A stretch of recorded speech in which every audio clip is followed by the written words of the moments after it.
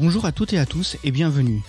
Vous écoutez Kinnick Sport, le podcast qui décrypte l'économie et les tendances marketing du sport amateur et professionnel en donnant la parole aux acteurs du secteur. Aujourd'hui, nous recevons Vanessa Calfa, responsable de la Ligue féminine de handball.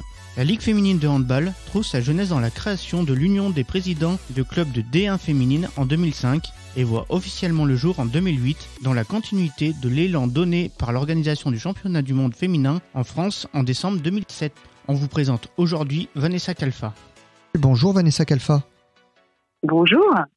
Alors déjà, est-ce que vous pouvez vous présenter vous personnellement en quelques mots et quel est votre parcours professionnel pour arriver jusqu'à la place que vous avez maintenant à la tête de la Ligue féminine de handball? Je suis Vanessa Calfa, donc j'ai 38 ans et en quelques mots, me présenter, je suis une grande passionnée de la vie d'une manière générale et bien évidemment aussi de tout ce qui va concerner le développement, la com, le marketing du sport professionnel, on va dire, et puis un petit peu plus particulièrement du handball qui m'a accompagnée depuis maintenant 16 ans, puisqu'en fait j'ai démarré ma carrière professionnelle à 23 ans à ce qu'on appelait à l'époque le CCSO Handball et qui aujourd'hui est le CCSO Rennes Métropole Handball, dans lequel j'ai été responsable de la com pendant 5 ans, alors comme communication avec un grand mot, c'est-à-dire quand je dis un grand mot, un grand C, communication, marketing, événementiel, partenariat, etc. Et ensuite, j'ai migré au Tremblay en France Handball pendant 10 ans, dans lequel j'étais à la fin directrice développement de la marque Yaba, Yellow and Black Army. Donc j'ai fait 15 ans dans le handball masculin et très porté sur le développement, la com, le market, l'événementiel, avant de débouler à la Fédération française de handball en août dernier pour avoir un poste de direction sur lequel on met en place toute la stratégie à tous les niveaux, sportif, événementiel, image, tout ce on pourra détailler plus tard, donc de la Ligue féminine de handball, qui comprend aujourd'hui un championnat qui est le championnat LBE et 14 clubs professionnels, féminins.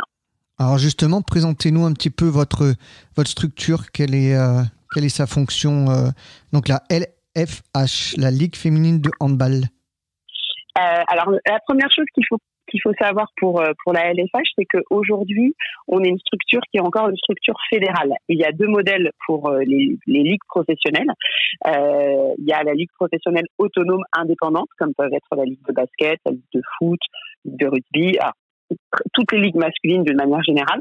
Et dans les ligues féminines, on a 2 modèles. On a le modèle du volley, qui est rattaché à la ligue masculine, et puis on a le modèle du foot, du rugby, du handball qui est rattaché encore à la fédération.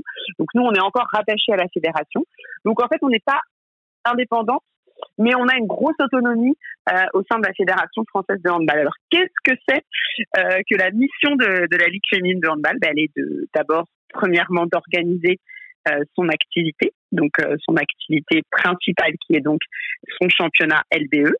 Et comme dans un club, autour de ça, il y a toute la résonance du marketing, de la communication, de l'événementiel, de la digitalisation, etc. Donc il y a tout ce volet-là, puis il y a le volet politique aussi, bien évidemment, lié à une fédération et une institution. Donc c'est un peu comme dans un club, sauf qu'on gère finalement 14 clubs. Voilà. Donc vous l'avez dit, vous avez un statut un petit peu particulier. Alors, juste, il y a 2, on va dire, il y a vous et le basket où vous avez des ligues séparées, alors que effectivement le volley, par exemple, la Liga féminine est rattachée avec les garçons, on va dire, c'est regroupé. Alors que vous... Oui, alors il n'y a pas que nous, il y a pas que nous. Si vous voulez, le modèle principal en féminin est rattaché à la fédération. Donc le foot est rattaché à la fédération, le rugby est rattaché à la fédération, le water polo filles, le basket, le handball. Donc finalement le volley, oui, elle est rattachée aux garçons. Donc c'est vraiment une ligue qui ne dépend pas de sa fédération, en tout cas qui n'est pas intrinsèquement fédérale.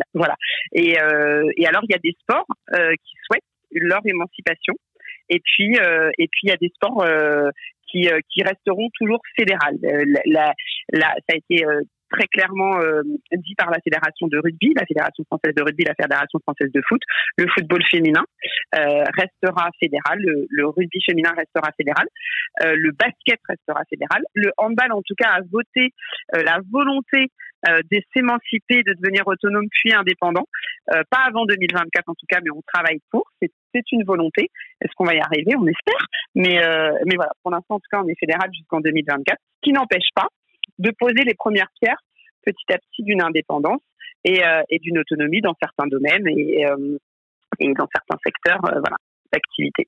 Ah justement, est-ce que c'est un avantage d'être autonome, et d'être vraiment. Je parle surtout au niveau, par exemple, de la communication, de votre site internet, etc. Enfin, voilà, c'est quand même clairement séparé. C'est clairement séparé parce que il faut savoir qu'une fédération n'a pas forcément vocation à mettre en avant ou à s'occuper ou à travailler sur le sport professionnel en club, puisque les fédérations ont tout le volet amateur et également tout le volet des équipes de France, des équipes nationales. Donc du coup, ils ont parfois en plus ce volet club. Donc nous, effectivement, on est tous les fédérations, en tout cas, ont tous ce volet féminin. Certains ont, comme je voulais expliquer, le côté professionnel d'une division, d'autres n'ont pas.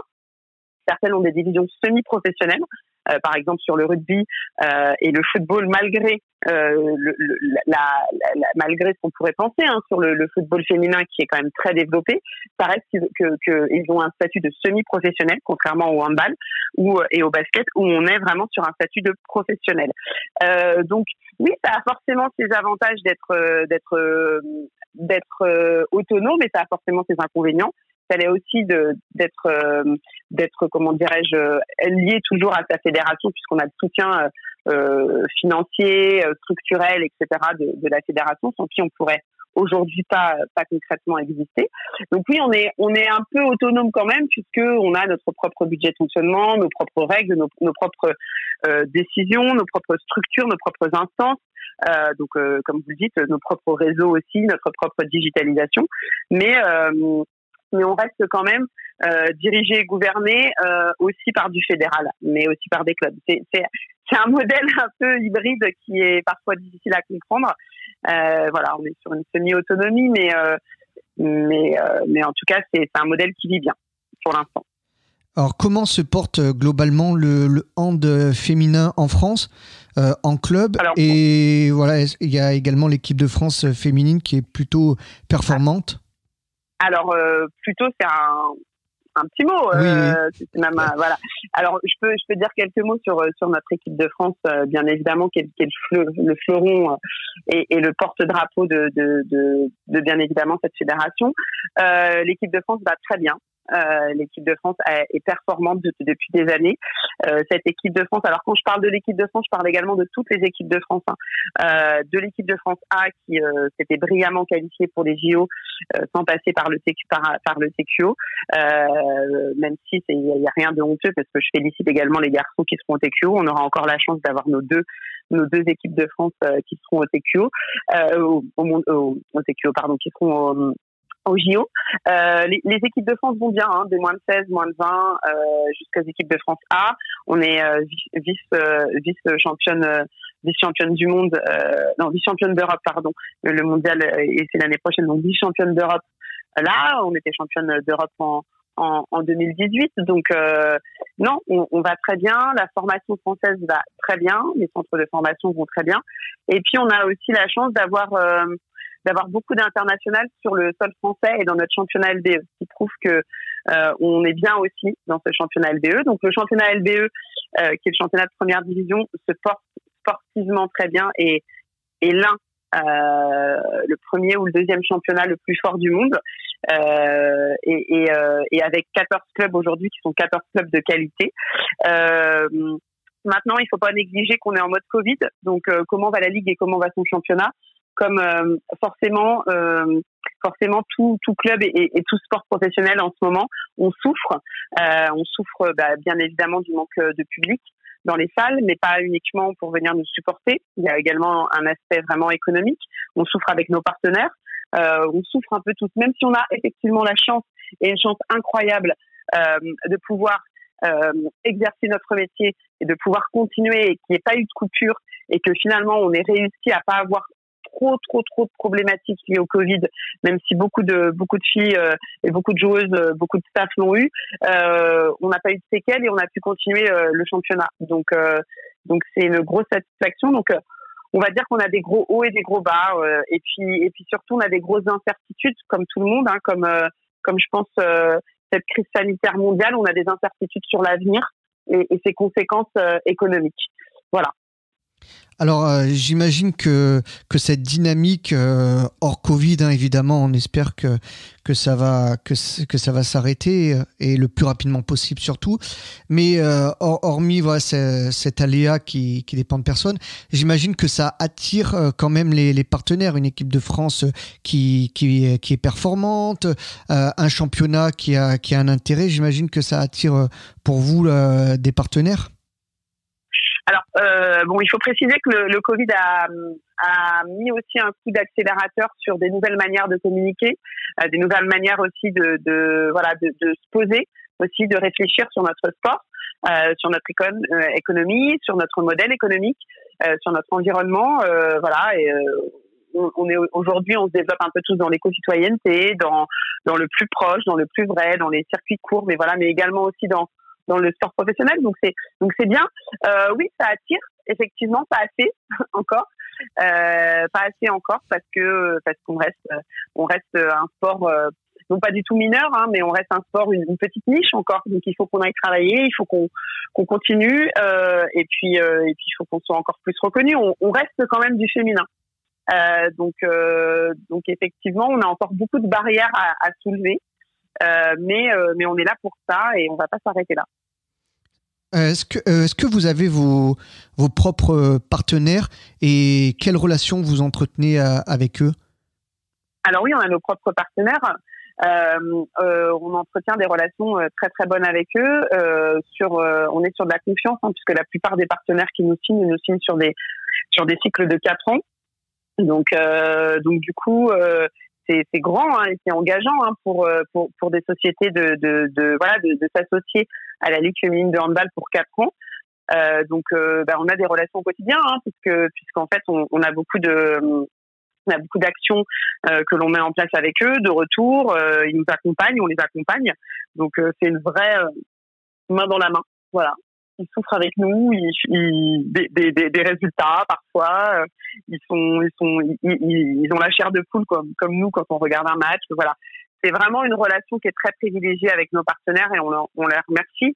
Et voilà, c'est un vrai engagement aussi, hein, de s'associer à un sport féminin, un sport professionnel féminin. Et puis voilà, au handball, donc on partage les mêmes valeurs, le même quotidien, on travaille ensemble main dans la main et on forme une belle équipe, hein, sans tomber dans le mielleux ou bien les non-dits, hein. On a de la chance de les avoir. Je pense qu'ils ont aussi de la chance de nous avoir parce qu'on est dynamique et qu'on a des clubs formidables. Donc en fait, c'est une très belle association. Voilà. Vous disiez, on est un sport féminin parce que c'est plus compliqué pour un sport féminin.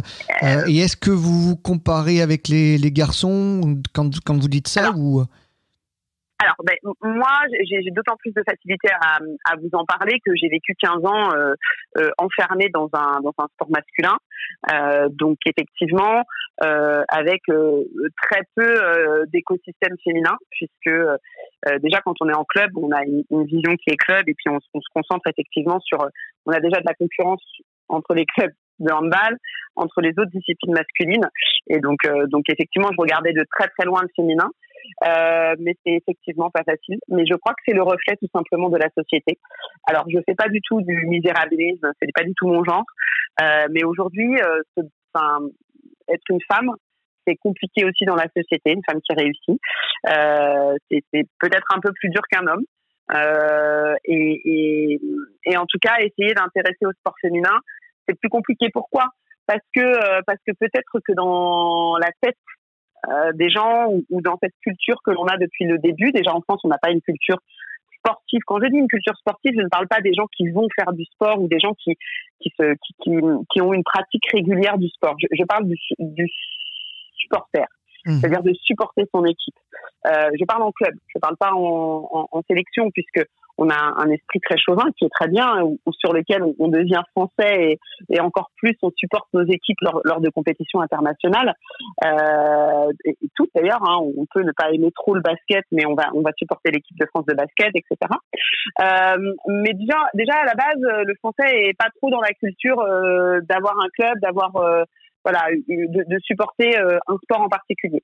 Donc, lorsque vous rajoutez une culture quand même et un apprentissage dès le plus jeune âge que le sport, c'est se castagner, c'est très masculin.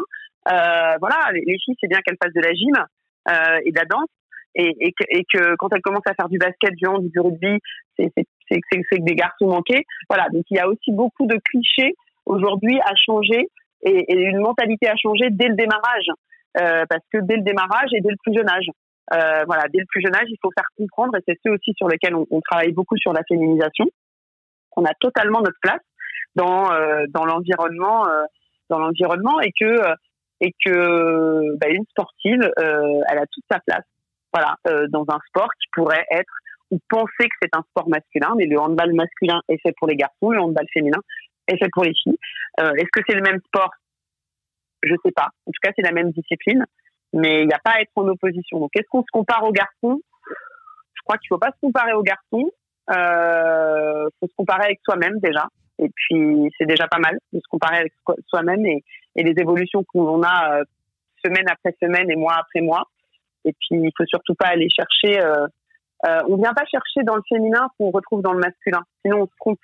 On vient pas chercher la même intensité. Si on vient chercher la même intensité physique dans un match de féminin que dans un match de masculin, on va être très déçu. Et on vient pas chercher peut-être la même tactique dans un match féminin que dans un match masculin. On n'aura pas la même technique. Beaucoup disent d'ailleurs que le handball féminin et les vrais amateurs de handball pur et dur n'arrêtent pas de me dire que le handball féminin c'est mieux. Voilà, donc je ne sais pas. Mais en tout cas, ne nous voyons pas en opposition. Voilà, parce qu'on ne vient pas chercher la même chose. Et c'est pareil, je le dis toujours, on ne vient pas chercher la même intensité lorsque l'on va voir un match de professionnel que lorsque l'on fait son propre match, si l'on joue 5 ou 10, 7, 8, 10 divisions en dessous. Je veux dire, le match de foot qu'on joue entre copains le dimanche matin, même si l'on est dans un club, et qu'on vient regarder ses copains ou ses copines jouer un match de foot du dimanche matin de district, on vient pas chercher la même chose lorsqu'on va voir un PSG Rennes, quoi. Donc c'est la même chose dans le handball en fait, et dans le handball masculin et dans le handball féminin.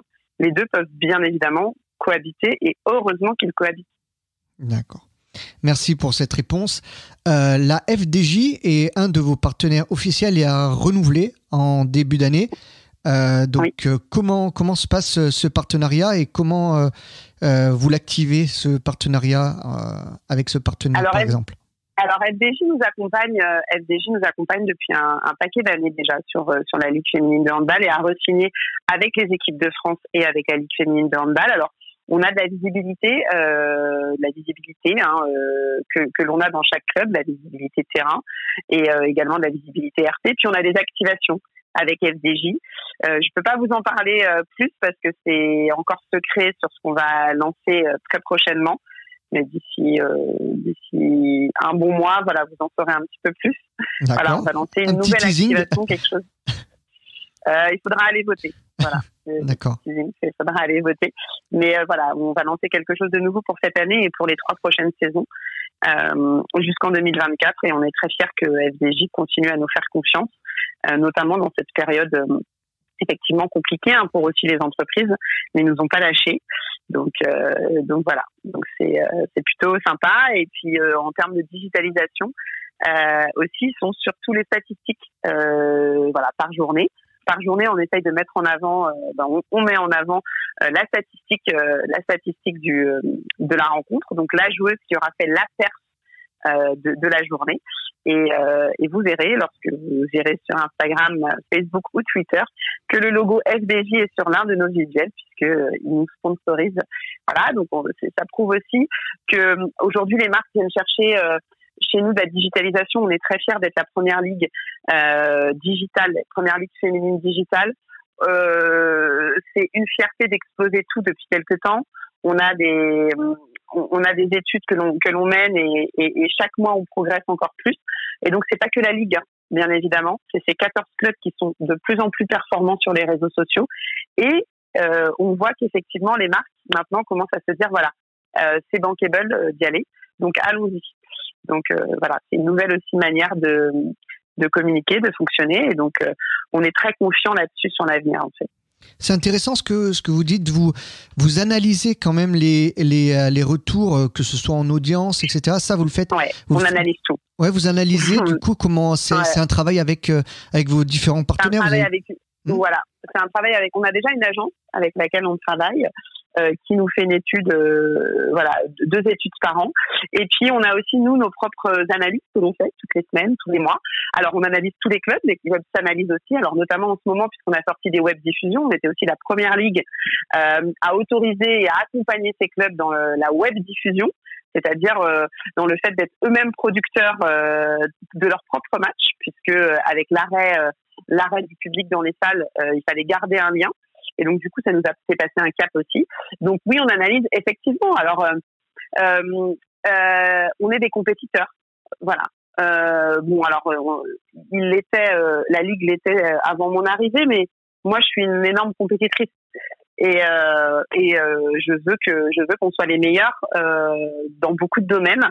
Et en tout cas, sur le domaine de la digitalisation, on est les meilleurs. Mais pour être les meilleurs, il faut savoir aussi, du coup, se mesurer. Donc on fait un gros travail avec notre attaché de presse, notre community manager journaliste, notre groupe marketing pour pouvoir regarder où est-ce qu'on en est, où est-ce qu'on en était.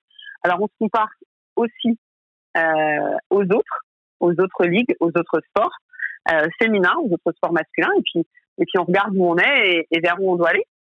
Et puis voilà, c'est comme ça. Finalement, la performance, c'est à tout niveau.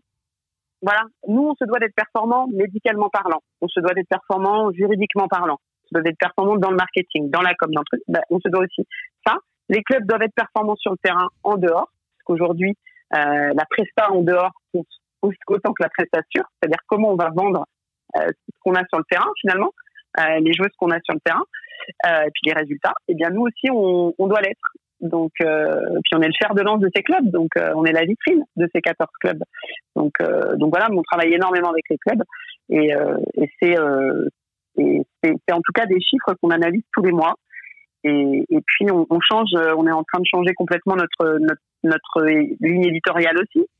Voilà, c'est-à-dire que il faut pas croire que les choses qu'on fait sont faites au hasard. Voilà. C'est ça qui est bien. C'est qu'on ne fait rien au hasard, et en tout cas, moi, je ne fais jamais rien au hasard, il y a toujours une stratégie derrière.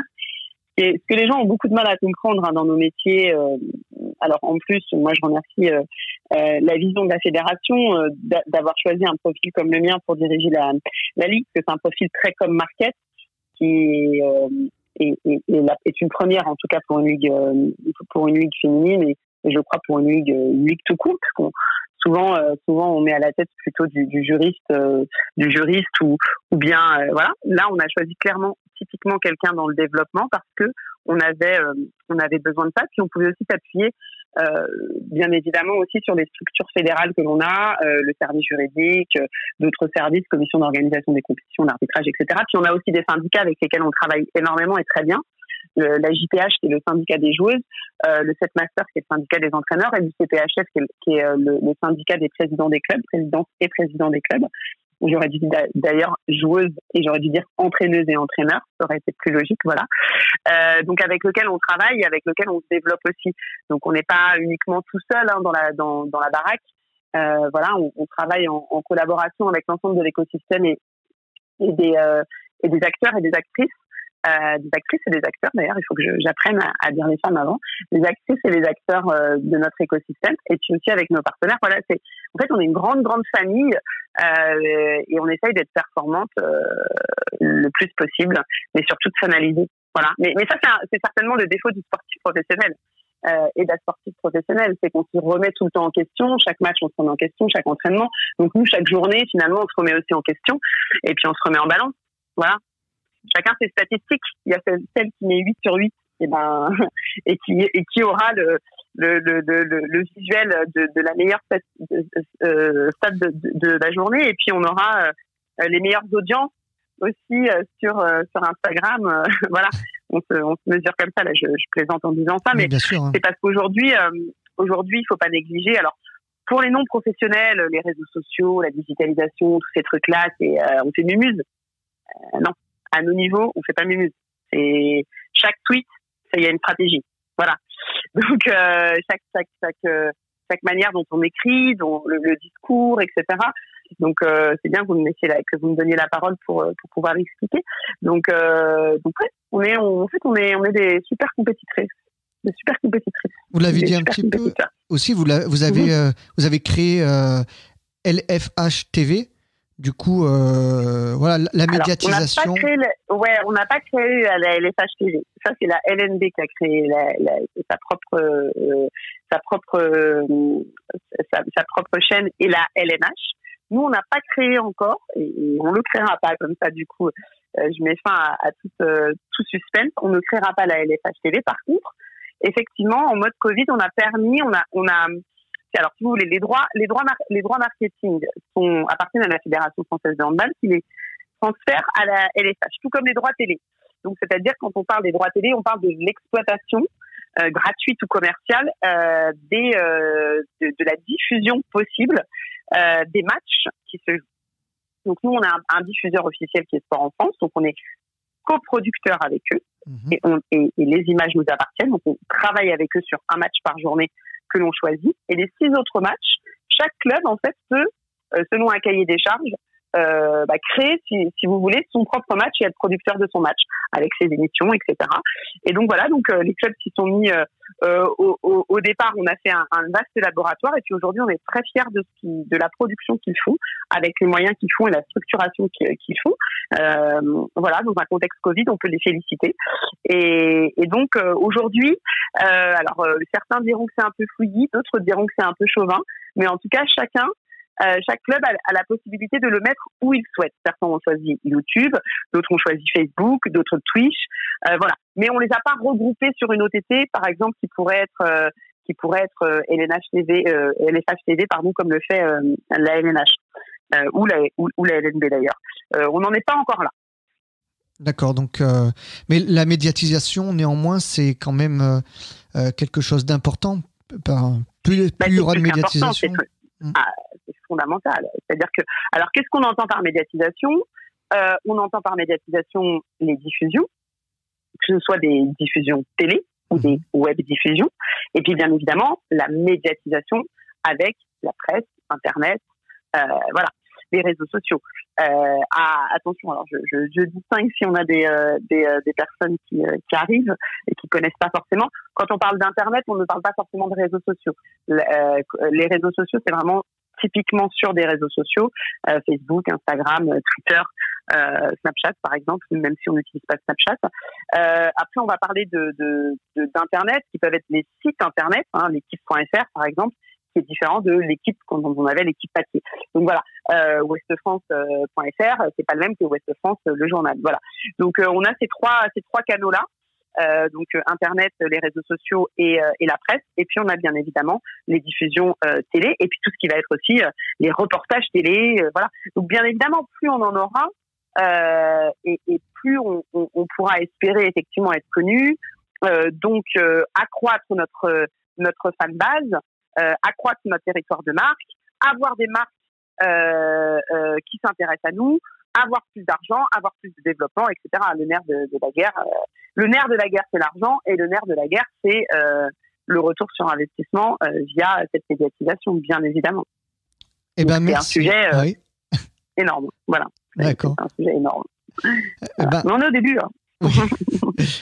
Parfait en tout cas. Merci Vanessa Kalfa d'avoir accepté de répondre à nos questions. Avec grand plaisir. Et puis écoutez, bonne continuation et dans le développement qui a priori est plutôt bien parti donc de la Ligue féminine de handball. Merci. Merci à vous. Un grand merci à Vanessa Kalfa. Retrouvez la Ligue féminine de handball sur le www.handlfh.org, mais également sur les réseaux sociaux. C'était Kinix Sport, le podcast qui décrypte l'économie et les tendances marketing du sport amateur et professionnel en donnant la parole aux acteurs du secteur. Encore une fois, merci de nous avoir écoutés. On se retrouve très vite pour un prochain épisode. Et en attendant, retrouvez-nous sur sport.kinix.fr. À bientôt.